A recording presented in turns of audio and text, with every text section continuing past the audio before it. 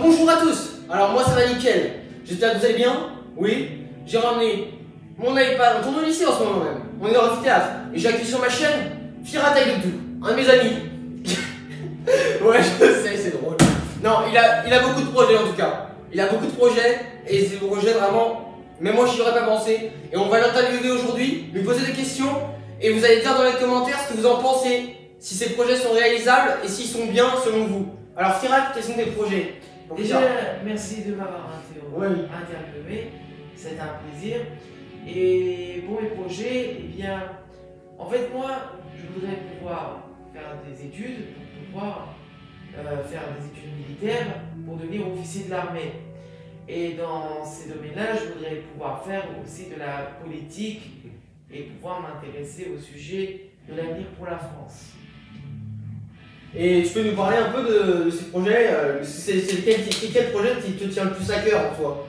Mon projet qui me tient le plus à cœur, eh bien, en fait, c'est tout ce qui concerne l'armée, tout ce qui est dans les valeurs républicaines et aussi de la politique. Est-ce que tu as un exemple de militaire, de soldat ou de quelque chose comme ça? Tu as une référence comme Charles de Gaulle, Napoléon, quelque chose comme ça? En fait, tous ces grands officiers ont beaucoup influencé pour ce pays. Et ces personnes-là ont fait beaucoup de choses pour ce pays. Napoléon a pu pouvoir donner l'honneur à la France, qui aujourd'hui ne peut être inégalée dans ce monde. Charles de Gaulle a pu rétablir la puissance de la France. Ah oui, ça oui. Mais je trouve que Charles de Gaulle a quand même menti sur certains points. Comme quoi? Il a caché un peu à la France le fait que la France a été quand même assez collaborative pendant la Seconde Guerre mondiale entre Hitler et c'est vrai. Après, dans tout ce qu'on peut dire, parfois la vérité peut cacher quelque chose d'autre. Donc c'est Charles de Gaulle. Charles de Gaulle, c'est plus ton modèle, on va dire, c'est ça? D'accord, je vois. Et du coup, tu veux t'orienter vers une école militaire plus tard, c'est ça? Saint-Cyr. Saint-Cyr? Tu sais que Saint-Cyr, c'est pas tout près, hein? Oui, c'est en Bretagne. Ouais, quand même. On a du temps là-bas. On a du temps. Tu préfères te prendre un appart à toi ou tu seras toujours chez tes parents, mais Une appart à moi. Un appart à toi en Bretagne. Et après, c'est des études militaires. Du coup, il n'y aura pas besoin d'un appart pour pouvoir faire. Oui, c'est sûr. Parce que on est nourri, logé, blanchi. Et de cette même là-bas, je voudrais monter en grade pour atteindre une grade élevée. Et tu viserais quoi à peu près comme grade? Caporal, lieutenant, général, c'est... Saint-Cyr, c'est pas juste des sergents. Là-bas, on forme des officiers, des lieutenants. Et là-bas, je voudrais pouvoir devenir au moins atteindre le grade le plus haut, le plus possible.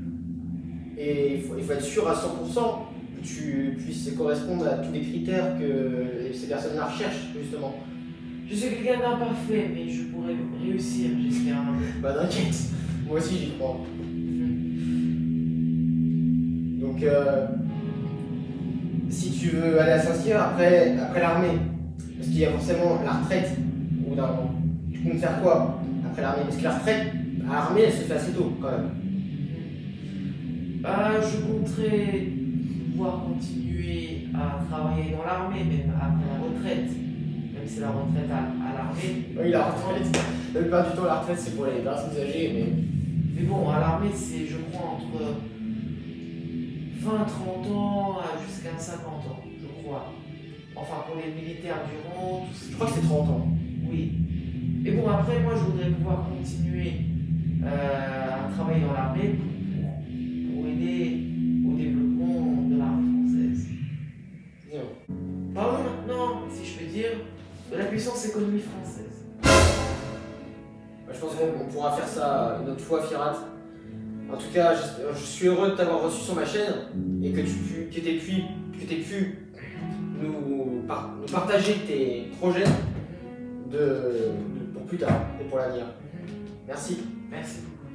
Merci à tous. Et bien sûr, les amis, je veux que des commentaires positifs à l'intérieur de ma chaîne, sinon vous serez banni de ma chaîne pour tout commentaire négatif et pour tout personne qui oserait se moquer. Merci, au revoir.